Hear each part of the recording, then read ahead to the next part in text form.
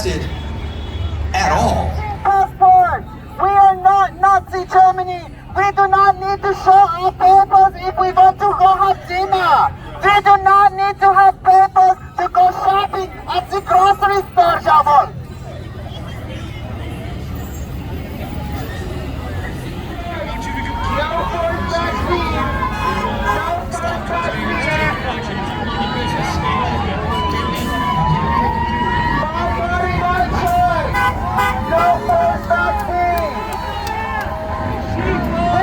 Diversity looks like. Look at us.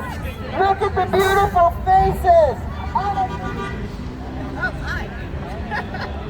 My choice.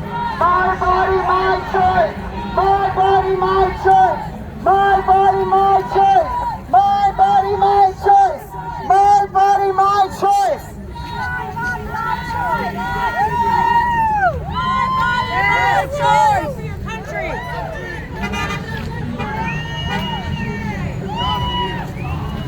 Hail Fauci! They can forcefully vaccinate your children if you send them to school. It's implied consent. They are teaching kids things that I would never even speak to my children about in my home. So you create something else. Don't let the media shame you into any of the things that you are pushing against, because that's what they do, right? They change the narrative. They want to make you an extremist. They want to label you a white supremacist. They labeled me a white supremacist. They really did. We have a picture, and I know some of you guys saw it in the media, where it's a bunch of mamas holding firearms because we created something else. We created a community of mothers who are training themselves in so many different things, and how to handle firearms, how to do bow and arrows, how to can, how to sew, how to educate our children. All of it because we are making another community. And the media tried to shame us, and there is no shame in what we're doing. We support the Second Amendment, and we support our families, and we support our children, and nobody's going to change our mind. So I'm going to rattle off a bunch of ways to deface this moment. One, we got to build tribe. So probably the most important thing you're going to hear everyone repeat is get connected. Get connected through the tables here, but I also want to say get connected with each other here. Start to actually talk to one another. Felt free because I stepped up on a chair. Sounds crazy. But stepped up on a chair and said, "Go ahead, arrest me. You will not silence me. You will not just shame me. You will not disconnect me from my knowing. Go ahead, I'll fight you peacefully." So this is that moment in time we're in, and I want to tell you one of the other things we painted was "Welcome to Calabama, y'all." And that was "And we the people versus the vaccine extremists." When we painted "Welcome to Calabama, y'all," we said any person, whether it's Newsom or Cuomo, would be the next George Wallace, the next governor of Alabama who stood in front of the door blocking the desegregation of blacks in America. And that was the wrong side of history, because we will walk the kids through the schoolroom doors. If it's here in California, if it's in New York, if it's in any state, it is tyranny. It was wrong then, and it is wrong now. So we want to talk to you. I'm going to pass it up to Denise. We go back and forth, and it actually helps us so we don't forget what we want to do. The gay community wants to chastise me and tell me to vaccinate, but they'll bear back all night long, but it's okay because they're on crack. No, we're not doing anything.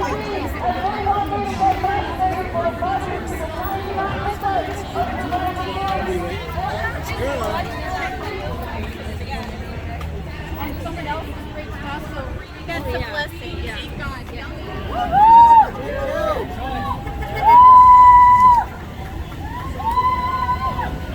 No mandated vaccine! No mandated vaccine passport! This is not Germany! I do not have to show my papers to have the dinner! It is totally, it is.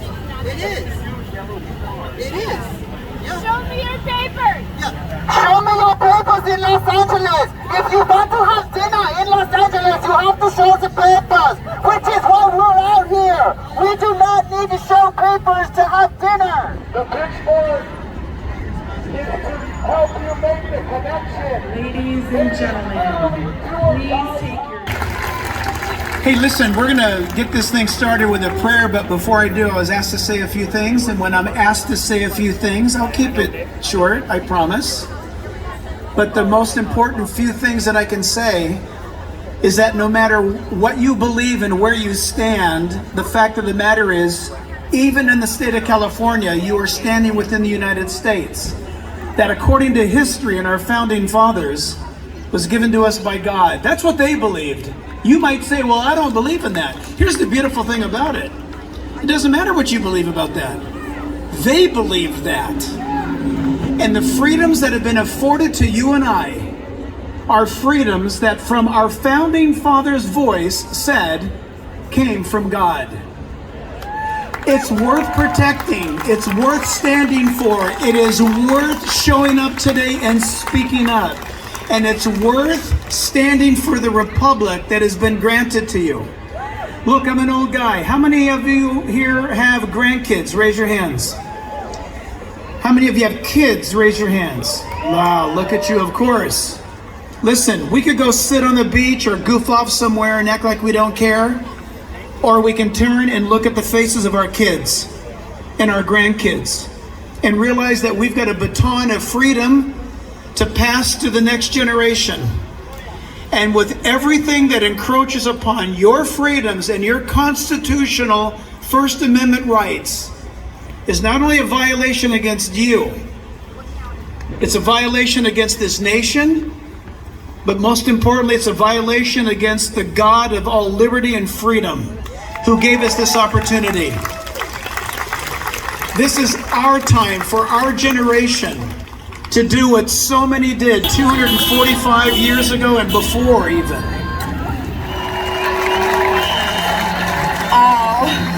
We have some soon-to-be firefighters up here. So Evan Davis has been a firefighter in the Los Angeles County Fire Department for 11 years. Thank you for your service. I appreciate you. And he proudly serves the community of Inglewood, Lenox, Hawthorne, and West Athens. Give it up for Evan! Woo!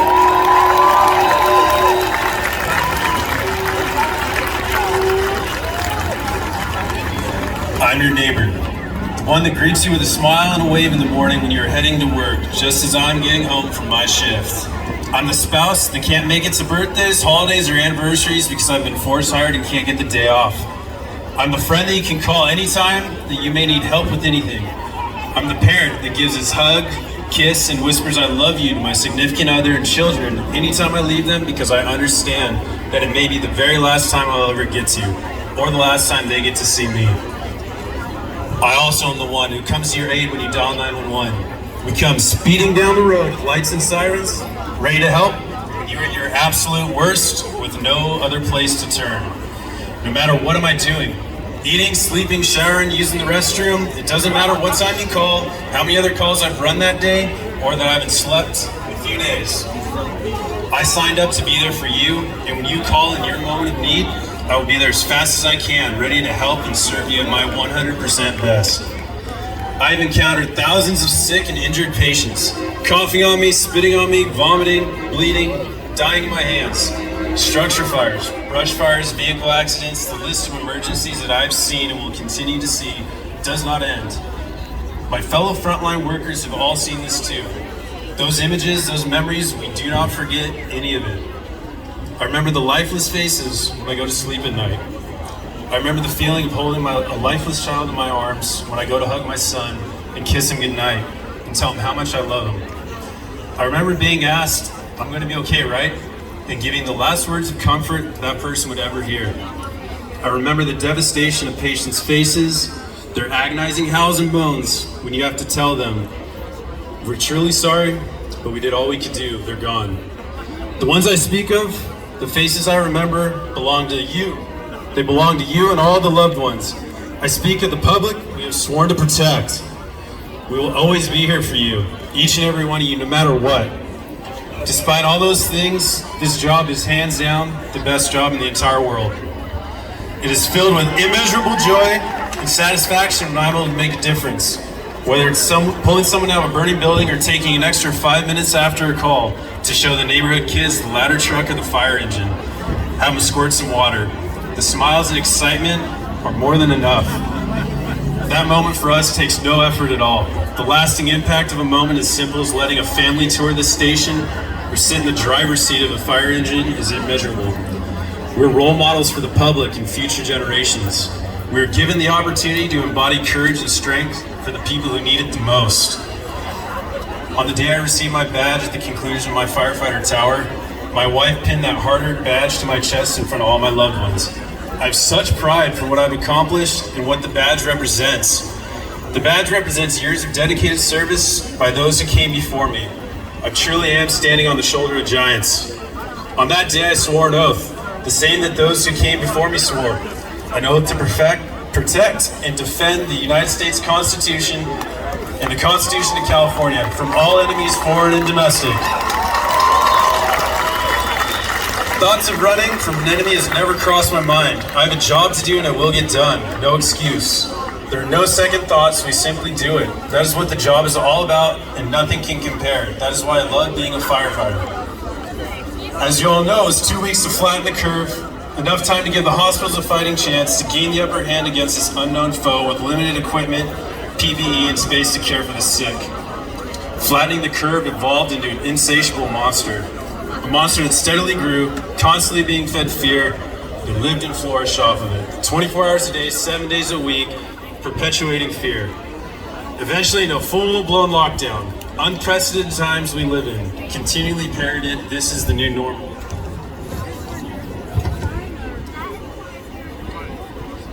I wore this mask, and I wore all the PPE. I adjusted to the ever-changing waves of information that seemed to come every day, even when I had to reuse masks and gowns because we were running out of PPE. I met the invisible enemy without hesitation because that's my job, that's what I chose to do. A vaccine became available and it was offered to me. I declined because I felt that my health and age were on my side.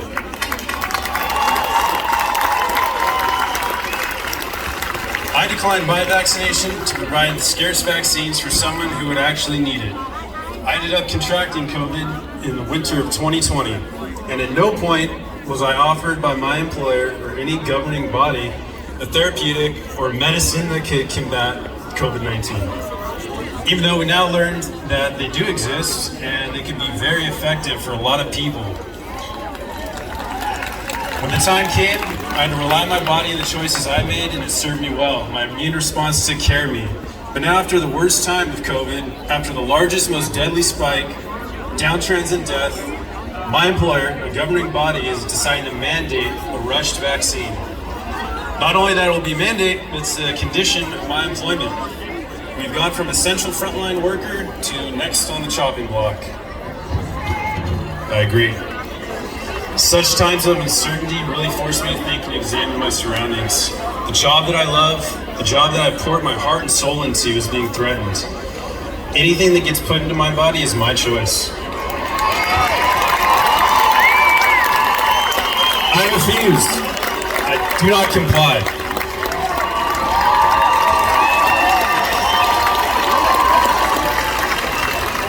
I've thought long and hard about this, and this has become my definitive line in the sand. And I know when I say this, I'm not alone. There are many more that feel this way, and they just might be scared or not know how to say it. Please understand this is worth fighting for. I won't quit. I will not stop fighting. I'm willing to sacrifice everything. My beliefs, my moral fiber, my family, my livelihood, the country that I love. Everything I've ever worked for in my life is being threatened. And that I will not sit idly by and take. I refuse.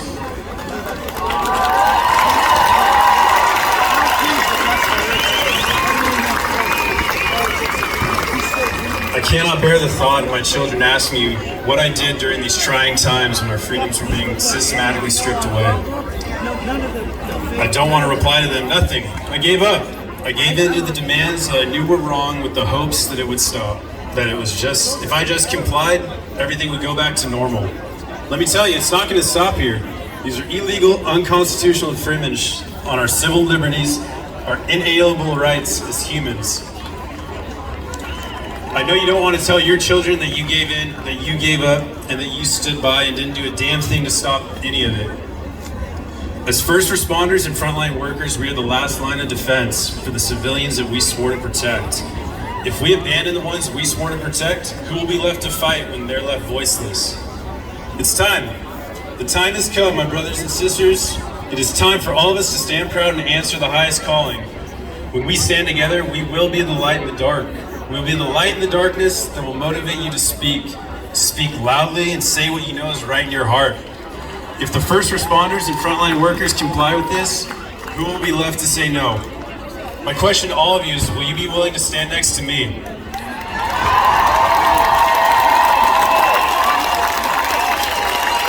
My question to the civilians that we have all sworn to protect, the ones that if and when the time comes, we have sworn to make the ultimate sacrifice for, will you stand with us, together as one? Will you come to 𝙑𝙖𝙘𝙘𝙞? Will you come to me when I call you at my most vulnerable time, when I need you there for me?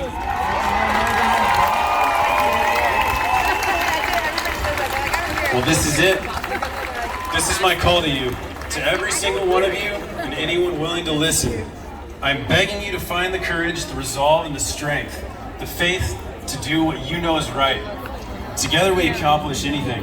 Divided, we will fall. This is our last chance to maintain our sovereignty and freedom.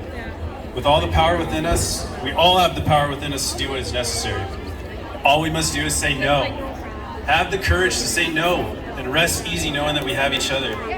We will do this together. United we stand, divided we fall. Hold the line, Diamond Souls. Hamish.